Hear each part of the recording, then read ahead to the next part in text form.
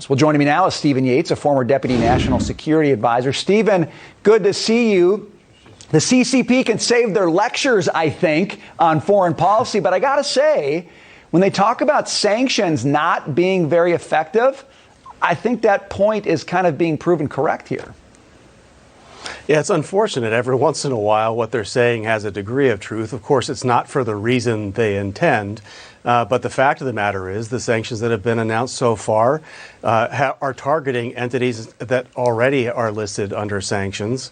Russia's economy, because of high oil prices, is already humming along. They don't have a high level of debt relative to GDP. And so, sadly, while these kinds of moves might have a little bit more leverage or bite to them right now, they probably are not at anywhere near the level of affecting decision making. Stephen, you look at what the Biden administration has been doing on this and saying again and again, attack is imminent, it's near, it's just about to happen, they're ready to uncoil. And there is something to that continued prediction of war and conflict where you say, wait a second, why are we talking so much about what's going to happen for weeks now? Why isn't there more talk about what the administration can do to get in front of that? It seems like they're playing from behind when they've had a lot of time to get in front of it, Stephen. No, it's been a very confusing and conspicuous part of this entire exercise. Of course, it's wrong for Russia to try to seek the sovereign territory of another neighbor. At the same time, it seems like the Biden administration has been playing kind of communications game of trying to get ahead of what they know to be some kind of a problem that they'll fail at.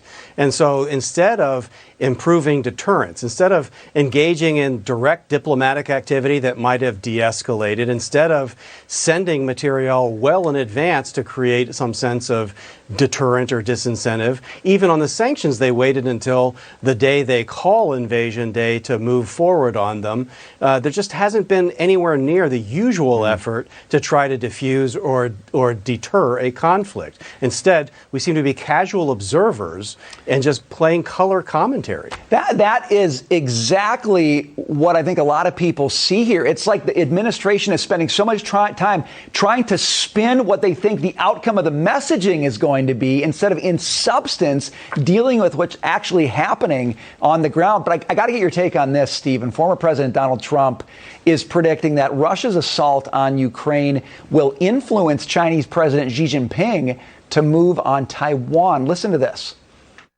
China's going to be next. China's going to... You think they're going to go after Taiwan? Oh, absolutely. Not with me, they wouldn't have. They're waiting till after the Olympics. Now the Olympics ended, and look at your stopwatch, right?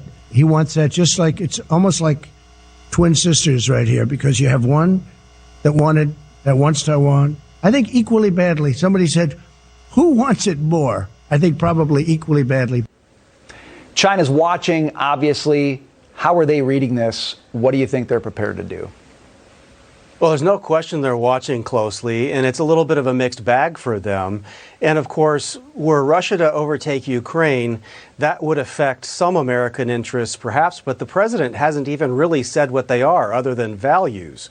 If the Chinese were to take Taiwan, it would affect everyday American life in a deep and profound way that I don't think people have contemplated. So much of our smart world and our life depends on chips that are heavily influenced by the supply chain from Taiwan.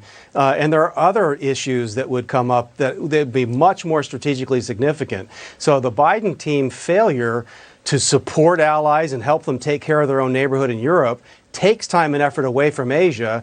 Thankfully, we have some more committed allies in Asia like Japan that are on this, but we're way behind the deterrence curve. And that, I think, is very provocative and dangerous. And you think about chips, oil, and gas, three of the big pillars of the inflation that we're seeing, all of them at risk.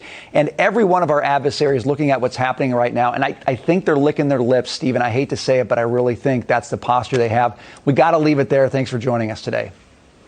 My pleasure. Thank you.